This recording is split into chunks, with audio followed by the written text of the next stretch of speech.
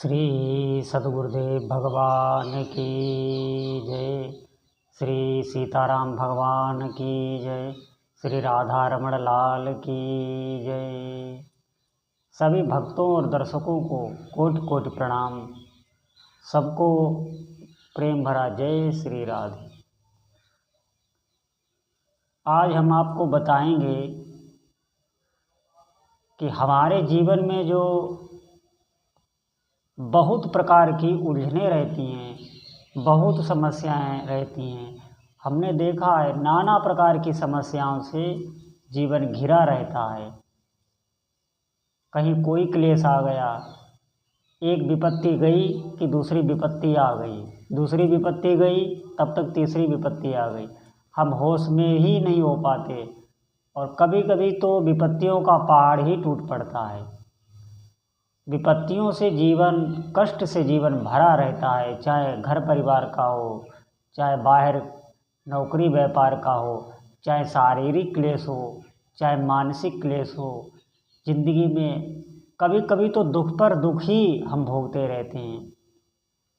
क्षण मात्र के लिए सुख आता है, हम सोचते हैं कि नहीं अब तो हमारा जीवन लगता है समय सही चल रहा है, लेकिन बस थोड़े ही दिनों बाद फिर हम विपत्ति में झोंक दिए जाते हैं। हम बराबर दुख के थपेड़े खाते ही रहते हैं। हमारी बात पर आप विश्वास कीजिए, जीवन के साथ साथ ये चीज़ें चलती हैं और हम उनसे बहुत परेशान रहते हैं। तो हमारा चित्त कैसे एकाग्र हो, कैसे हमारा मन शांत हो ही नहीं सकता। हम प्रसन्न कैसे रहें, हो ही नहीं सकता।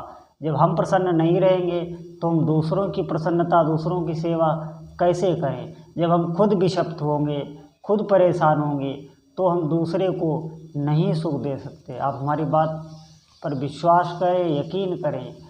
हम भगवान के नाम का जाप आपको इसलिए बताते हैं क्योंकि देखिए, हमारा कहने का मतलब है हम आपके कोई दुश्मन नहीं हैं।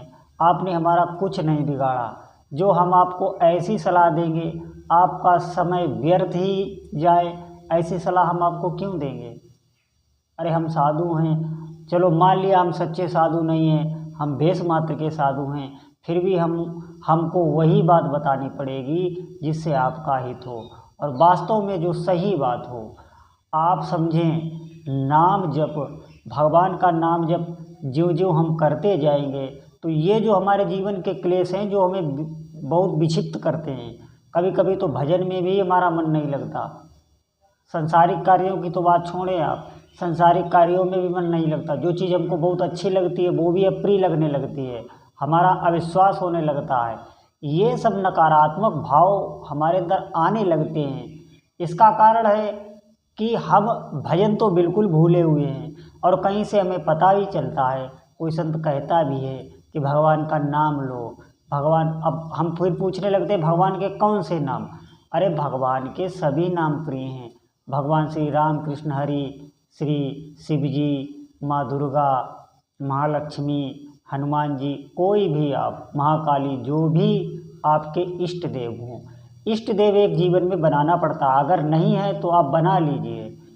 आप एक जीवन में अपने इष्ट देव बना लीजिए। इष्ट देव माने होता है प्यारा, अरे जिससे मन की बात कह सकें। और आप जब उनका नाम जप करेंगे तो धीरे धीरे आपका उनसे संबंध होने लगेगा।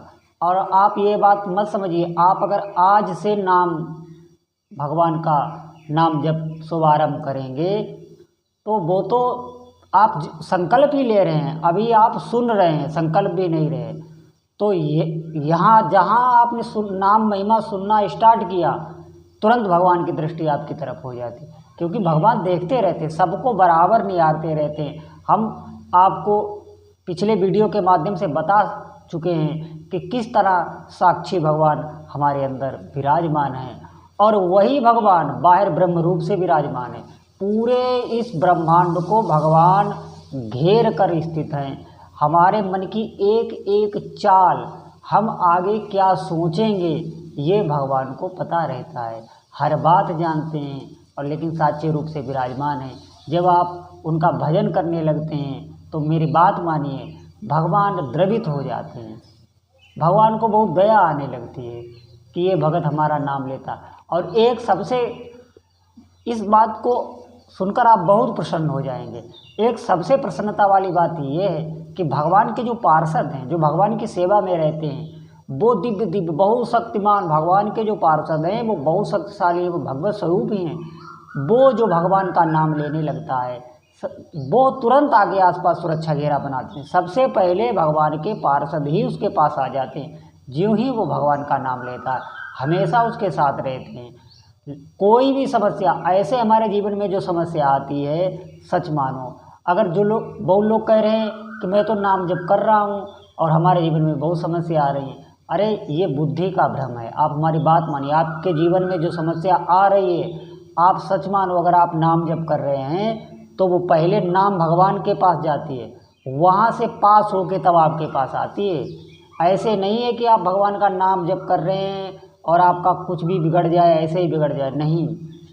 आपको उतना ही दुख दिया जाएगा जितने में आपकी प्रसन्नता बनी रहे, आपका भजन साधन चलता रहे। मैं भजन साधन किस लिए बताता हूँ?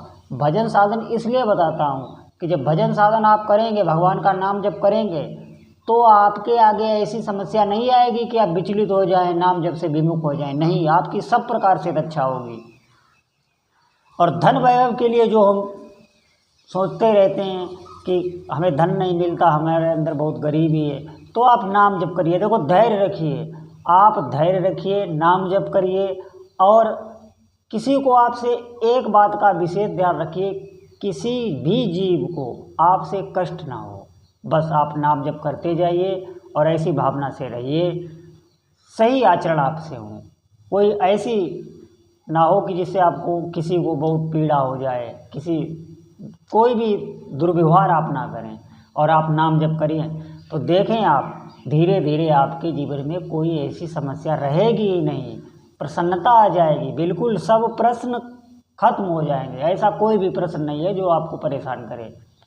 और एक बात, नाम जप तो आपकी वो भी कामनाएं पूर्ण करता है जो आपने सोची हैं और सोच के आप भूल गए, आपने किसी से कहीं भी नहीं। हम उन कामनाओं की बात नहीं कर रहे जिनको लेकर आप बहुत व्याकुल हैं, वो कामनाएं भी वो पूरी करता है जो आप सोच के भूल चुके हैं।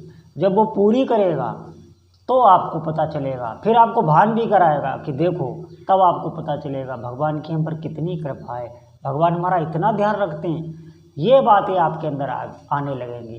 तभी देखो ना, भगत रोने लगता है, वो रोता रहता है, फिर वो कहता है भगवान हमें आपसे कुछ नहीं चाहिए, हमें बस आपका प्रेम ही चाहिए, आपकी भक्ति ही चाहिए। आप बात मानो, नाम जप आप शुभ आरंभ कर दो, जितना हो सके आप जप कीजिए, इसका अभ्यास कीजिए। इसकी कोई सीमा नहीं है, इसकी कोई गिनती नहीं है। जितना मन लग सके उतना कीजिए, जितना हो सके बेमन से भी कीजिए, इसको ज़बरदस्ती कीजिए, बात मानिए। और कोई औषधि नहीं है जो हमें दुखों से छुटा सके। भगवान के नाम का आश्रय लीजिए, भगवान के नाम का आश्रय लेंगे तो ही काम बनेगा। बोलो जय जय श्री श्री।